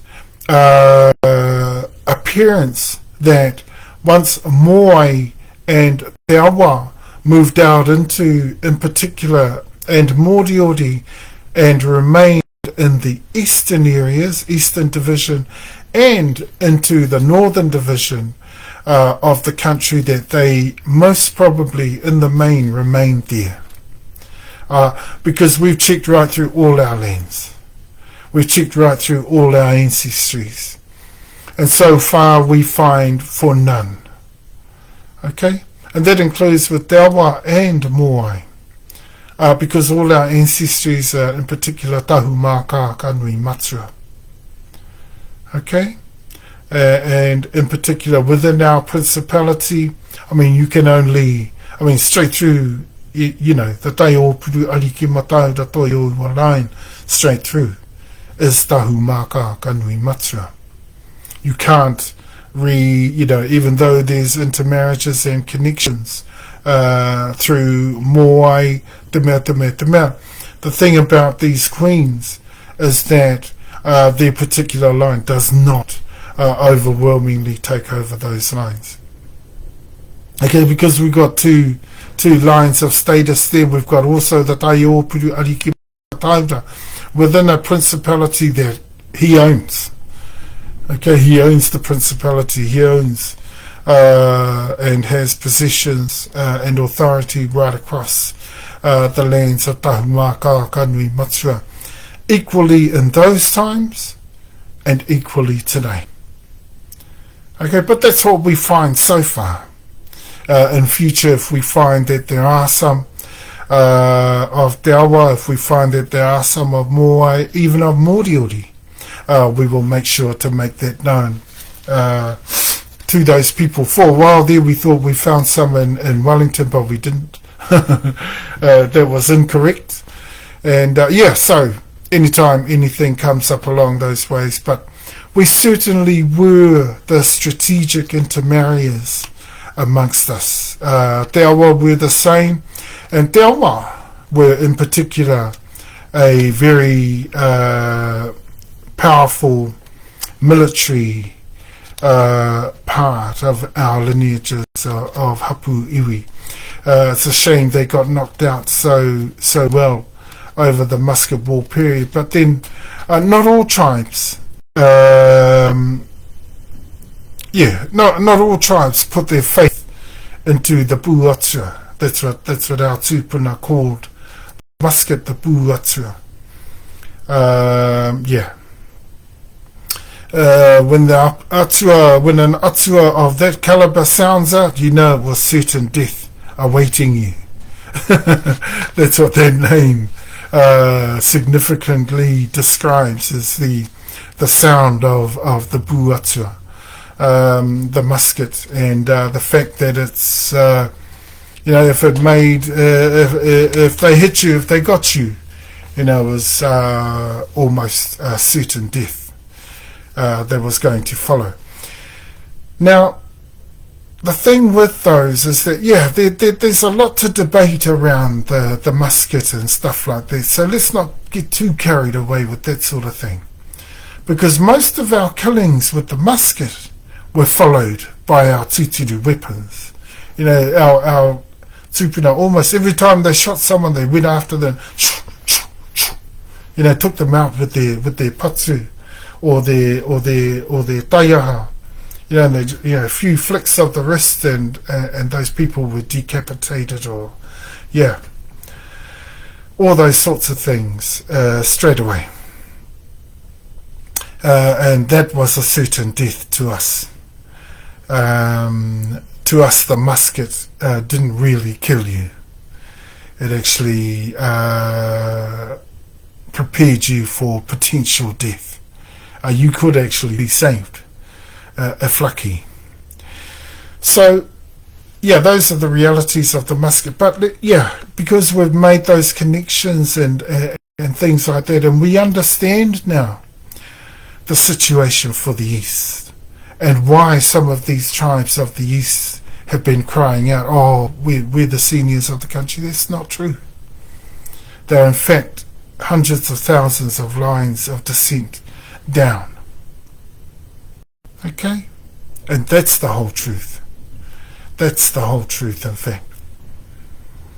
Okay? And we can, as painstaking as it is, we can verify every one of those lines. But that's what you have to do nowadays if you have to.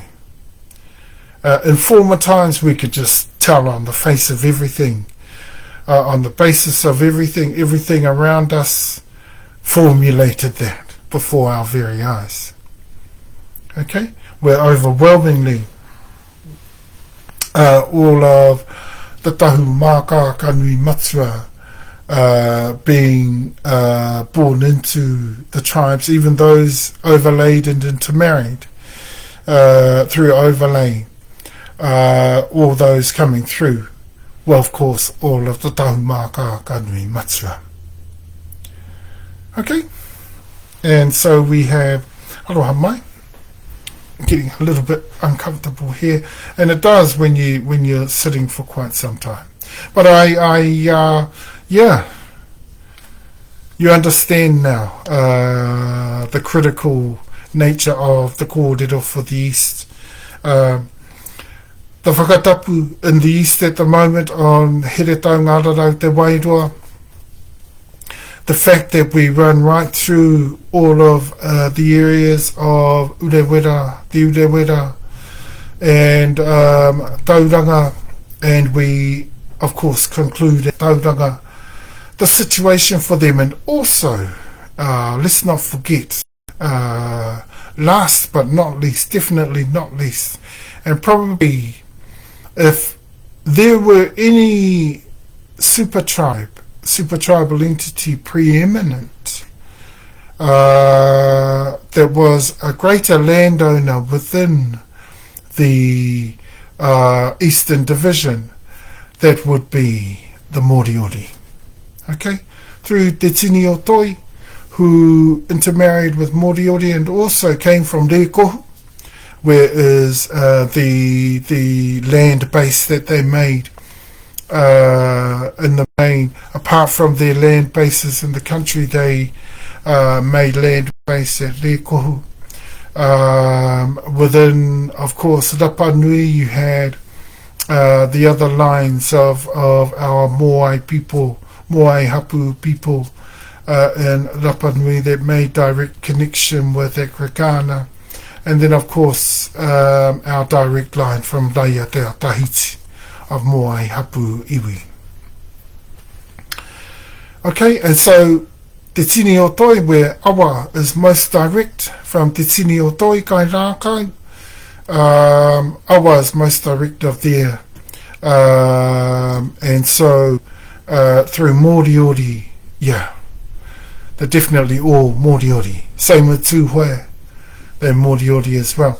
But how to account for their lands, we're pretty sure that they're a lot more than what we have there. And in fact, our tribes right throughout there, mainly Waitaha Rangi, Rākai Nui, Tahumaakaakanuimatua, and Māmoe, right throughout those years. Those are the ones that you will find. Waitaha Ariki as well, and Waitaha Nui. Not so much Waitaha Ariki through there, mainly Waikare Moana, that's where they are. But as we get into the Urewera, a lot less of them, and a lot more of Māmoe, Rākai Nui, Tahumaakaakanuimatua. Okay, and then we get into Tauranga, where Waitaha Nui, Waitaha Ariki start to appear some more. Okay, and of course there are a few connections there, Waitaha Nui, Waitaha Ariki within those areas, but that's with Te Arawa in particular, and also with Awa in particular. Okay, so yeah, Moriori are probably the biggest connection through there, through the Eastern Division there. And then that's talking about what they have left. I would be very, very keen to admit that throughout the Muscat War period and other wars, Moriori and Moai lost a lot of their people, lost a lot of their land bases, and lost a lot of their footing. Okay? I'm willing to bet that. We want to look into that a lot more. What we're hoping is that we come up with a lot more evidence on all of that sort of thing so that we know and can explain a lot of what's happened to our Moai connections, Taua connections. We know for the Taua, the Muscat Wars mainly, it's probable that a lot of the losses of Moai and Moriori in the country have been due to the Muscat Wars and other wars. Yeah, there's other major wars into the South Island, battles where Tuarangatira tried to make further inroads into the South Island. Yeah, major wars, but the major one I think is the Muscat War, and I think we'd have to put our bets on the simple fact that most of their lines and their lands were knocked out of contention of the Moai Hapu and Hapu Iwi and Moriori Hapu Iwi in the country as a result of those era. Okay, we've also got the First World War, Second World War. I mean, a number of our ancestries from right across the country were lost to those wars. Okay, we're talking thousands upon thousands. Okay, and let's not forget we were already in a state of deterioration right throughout the country. Why? Because that's how the Crown planned it. That's how Busby planned it. Hey, Busby was the main one in there with TeTiriti. He wanted to see Captain Cook's discovery recognised. He wanted what Captain Cook wanted, basically. Even after Captain Cook got taken out in Hawaii, Busby goes, no. I would like to see the element of discovery. I mean, he never got it. Captain Cook's never acquired that. The discovery law and discovery of this country, because it was too well discovered well before.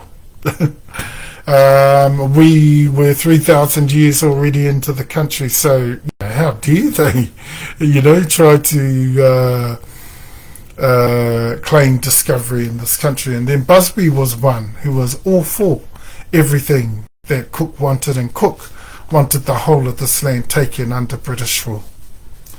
So you can see the influences and the authority that Busby in particular would have had over the great heist, the fraudulence that happened in 1840 as a result of the TeTiriti and the O money. So now that we understand the situation for the East and for those particular tribes of the East, we have to understand also the most junior connections from Pacifica in Rarotonga, and also the Cook Islands in some areas. I think there are very few in particular, the specific lines of Cook Islands, but I think there's mainly Rarotonga. Like for instance our connection through Ngārauru, Rarotonga into Waitaha Rangi. We still acknowledge, but they have to understand the particular situation that developed as a result of the strategic intermarriage lines of Tahumaakaakanuimatua. I hear that's something they like to argue. Well, they can forget that.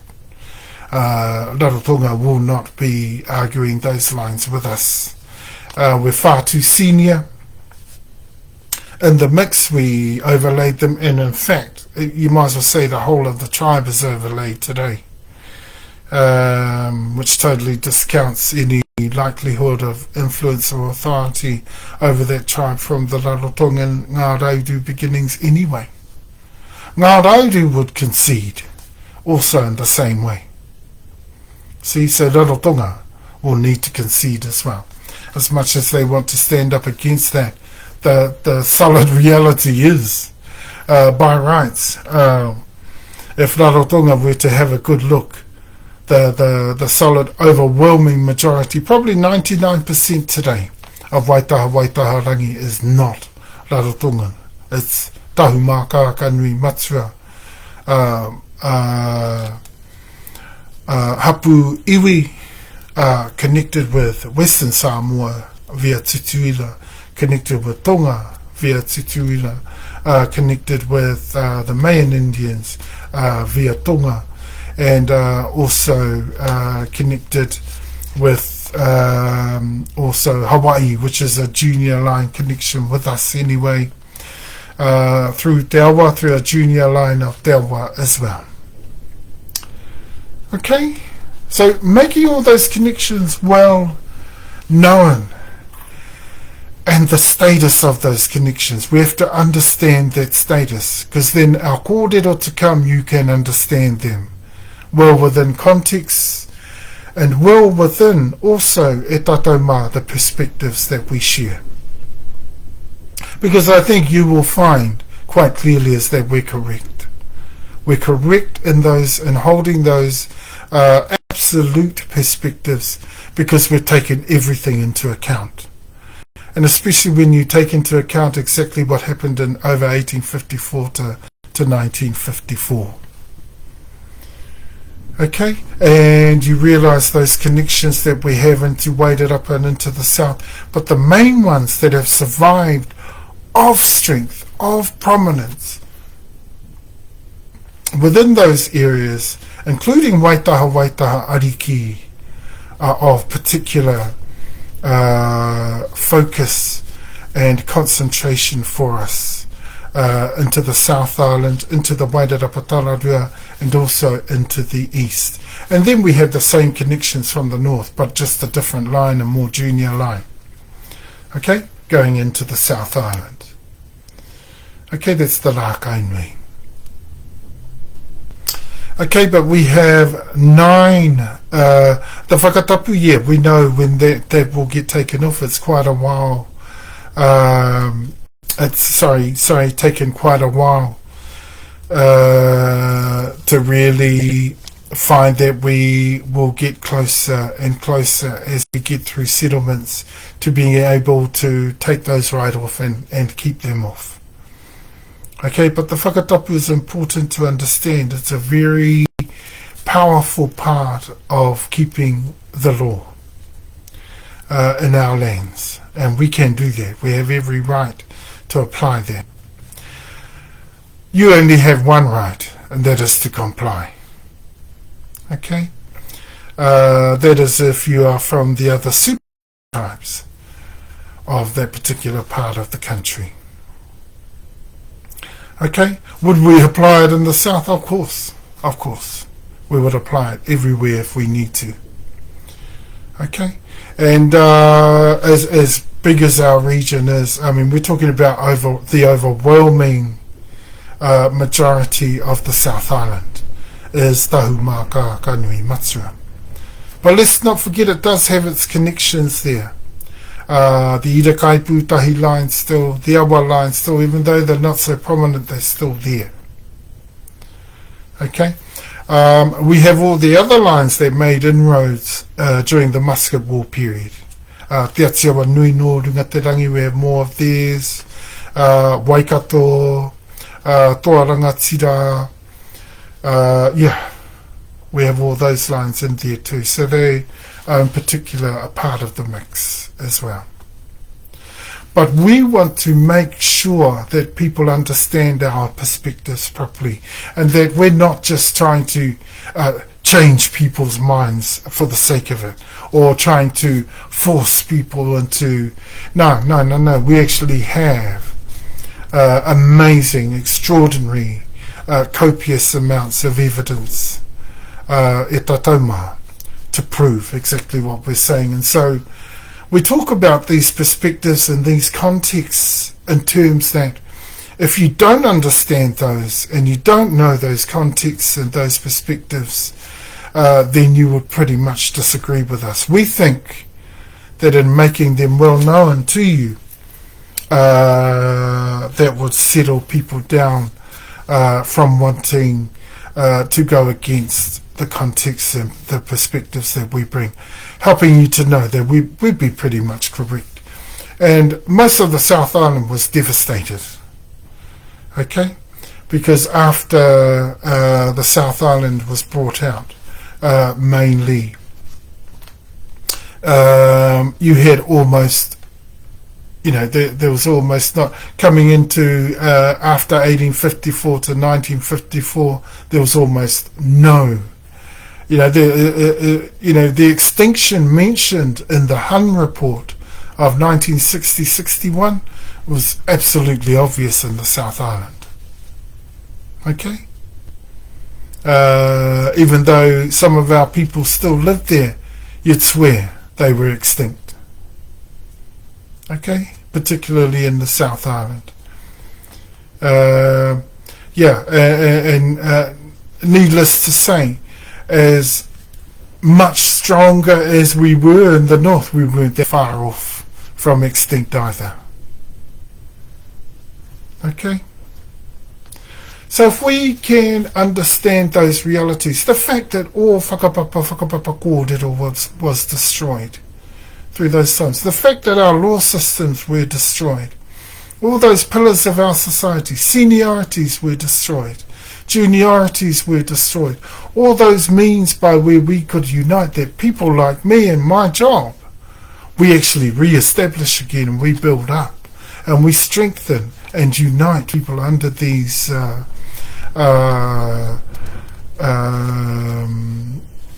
aspects of and concepts of traditional, super tribal, spiritual, cultural society, of in particular our Hapu nations, and Hapu nation that we were building into this country. E taumā, we need to realize that for sure. E tatou, that by 1954 we were pretty well decimated by a system that had been taken over by criminals, that had been heisted. All our lands were heisted and our culture destroyed by criminals that illegally had taken over the country. Okay? Specifically run by the New Zealand Crown Corporation.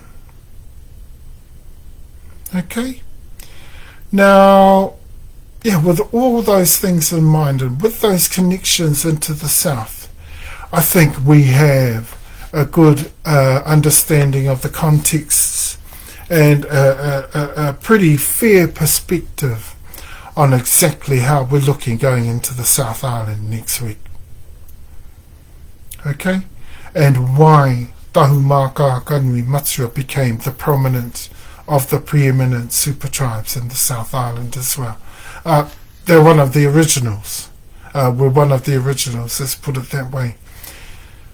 Our strategic intermarriage was marked and extraordinary. Okay? Our lands in the south never changed hands. They never went into Tahumaakaakanuimatua. There was only an influence of the Crown.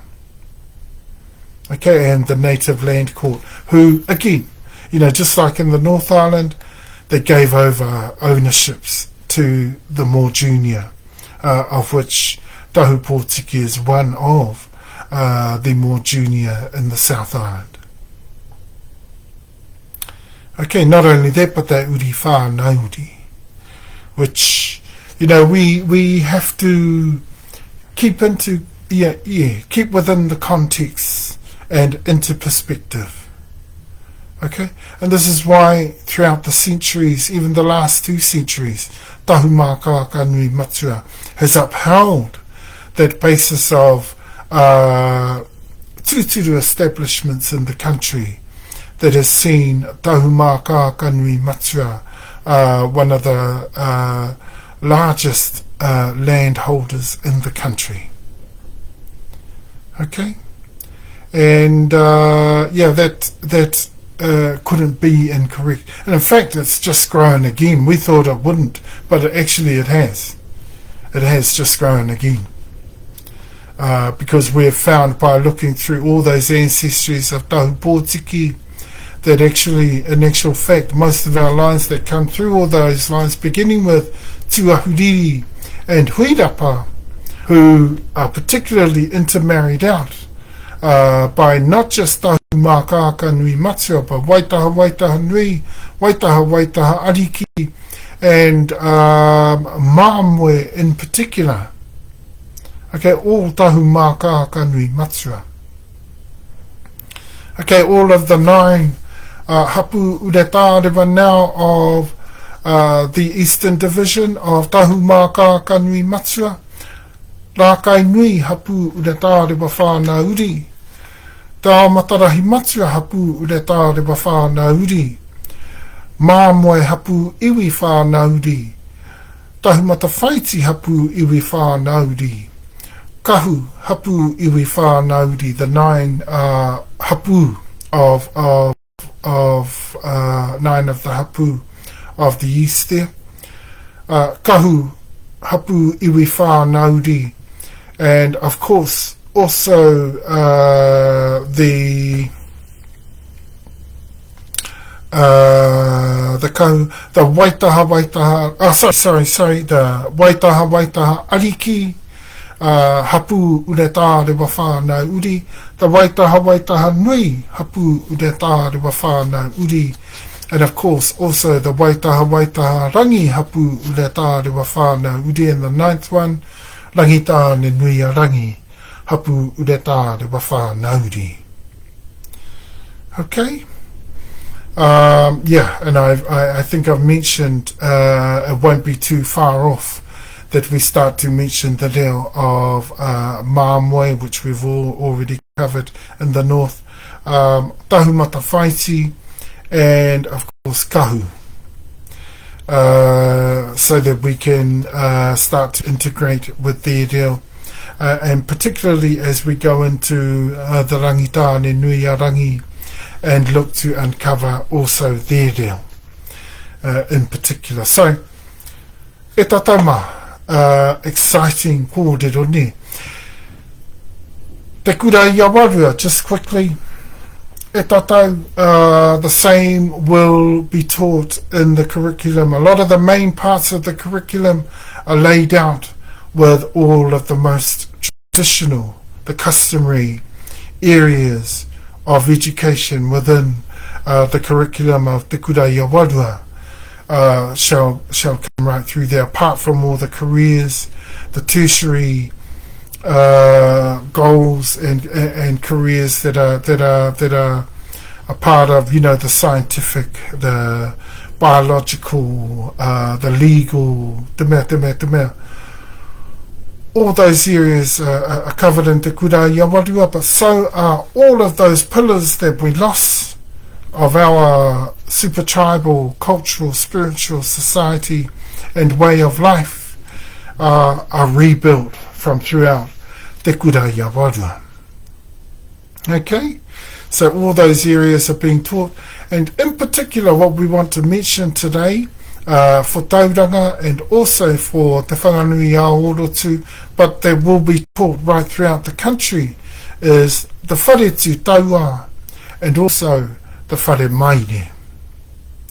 Okay, we teach all those areas within TeKura-i-Awarua, all those tuturi areas. The only thing that within the current laws of Tahumaakaakanuimatua today, people are majorly restricted from utilising a lot of the elements, a lot of the components of those particular schools, especially where the occult karakia are concerned. I mean, you can understand our concern for that, where the occult is particularly run within a very corrupt world. Very corrupted, very illegal, very